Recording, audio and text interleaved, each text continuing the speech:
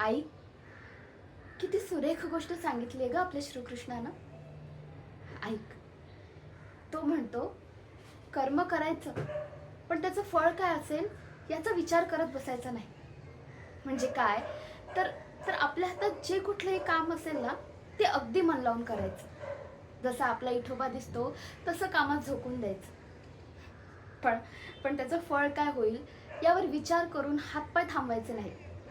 आपण आपण कितीदा सगळं झोकून देतो, सोडून देतो, म्हणतो की देवा, आता जे काही आहे ते तुझ्यावर सोडलंय बघ. पण असं आपलं काम सोडता येतं का ग? नाही ना. काम केल्याशिवाय सुख मिळणार नाही. मग ते काम तळमळीनं करायला नको का? आणि माझा सावळा माहितीये काय म्हणतो, सत्यभामा, तू तुझं काम कर, बाकी मी बघतो. मग काय, मग सगळं ओझं टाकून अगदी समाधानानं आणि श्रद्धेनं आपलं काम करायचं. हेच तर खरं योगः कर्मसु कौशल्य. कर्म करायचं, पण त्याच्या जंजाळात गुंतायचं नाही.